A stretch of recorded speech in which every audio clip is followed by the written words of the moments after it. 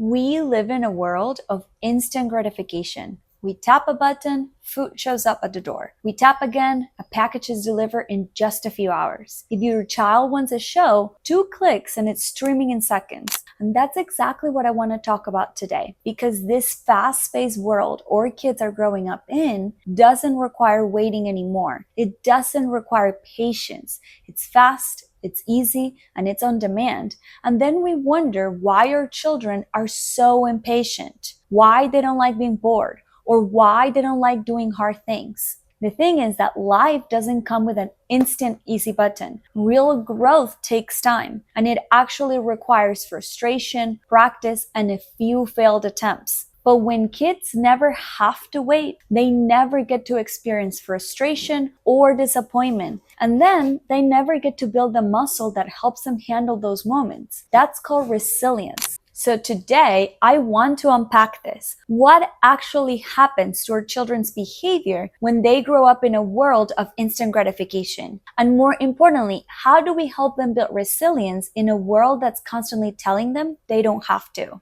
Parents tell me this all the time. My child gives up so fast. They can't handle doing hard things. They melt down the second something doesn't go their way. If that's you, I hear you. And let me tell you what's really happening.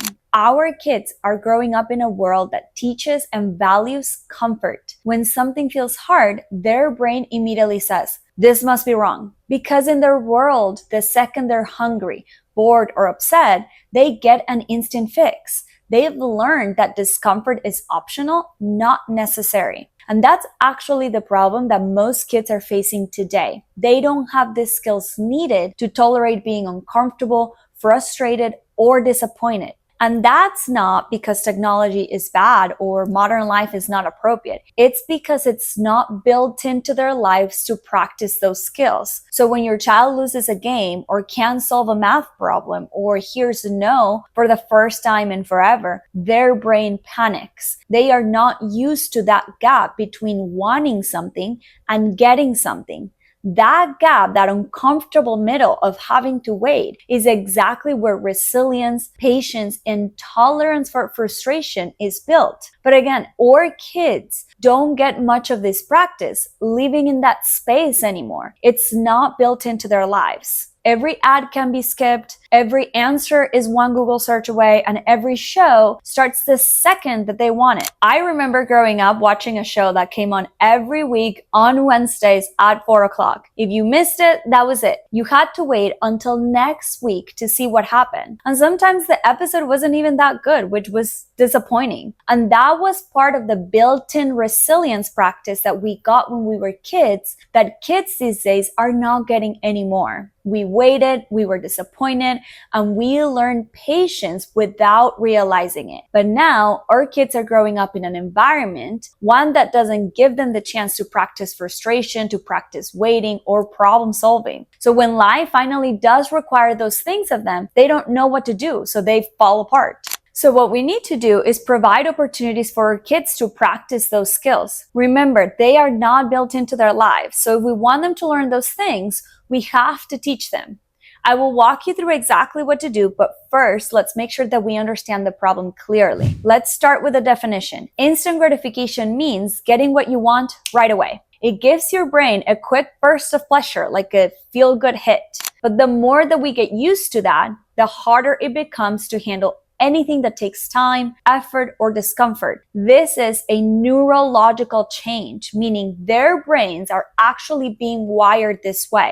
And that's what we're seeing in our kids. When something doesn't come easy, their brain says, this doesn't feel good, make it stop and do it now. So they give up, they lash out, they shut down, not because they're lazy, but because they've never had to build the muscle of staying in discomfort long enough to grow through it. Here's the good news. Resilience is not something that kids are born with. It's built through experience. And yes, it's messy. It looks like frustration, tantrums, and lots of, I can't do it.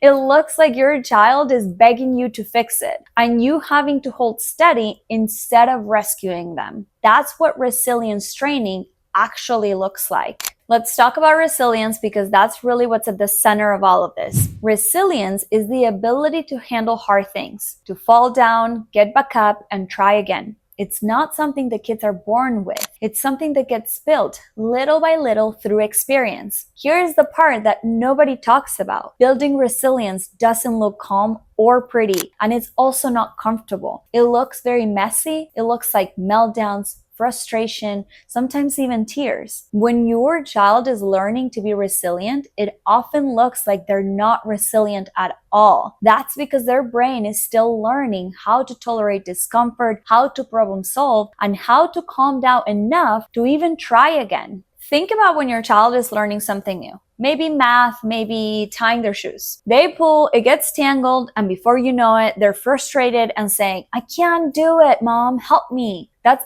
actually resilience training happening in real time. And in that moment, your role as a parent isn't to fix it for them. It's to stay calm and stay close. To say, "I know this is hard, but I believe that you can do hard things." Because every time that you let them sit in that frustration or that discomfort without rescuing them too fast, their brain is wiring for patience, for confidence, and perseverance. Now, I get it. This is definitely hard. No parent likes watching their child cry, especially if your child has developmental differences. Your instinct is to protect them and to make their life easier. But here's the truth. When we rush in to save our kids from frustration, we accidentally take away the opportunity to learn they can handle it. Frustration isn't the enemy, it's actually the teacher. That moment from your child of, "I can't do it," is where growth begins, because when your child realizes, "I can do hard things," they build self-trust,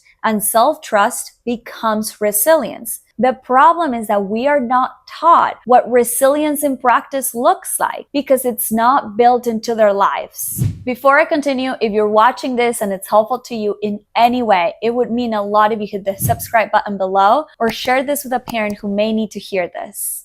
At this point, you may be asking, "Elmi, why should I care?" When kids don't develop resilience, life starts to feel unbearable the moment it's hard. They struggle with school, with friends, with independence because everything feels too big, too overwhelming. And for parents, it's draining too. You start walking on eggshells. You start fixing things before they break. You start finding yourself saying, "It's just easier if I do it for them," and then resenting them for doing it for them. But every time we rescue, we teach them someone else will make the hard thing go away. And in the long run, that makes life harder for both of you. So if you feel like you're constantly managing your child's emotions or doing everything just to keep the peace, this isn't about bad parenting. It's about living in a world that's designed to make life too easy. And if life is always easy, kids never learn they can't handle when it's hard. Okay, so with all of that being said, here's what you can do today to start giving your child opportunities to build resilience. Number one,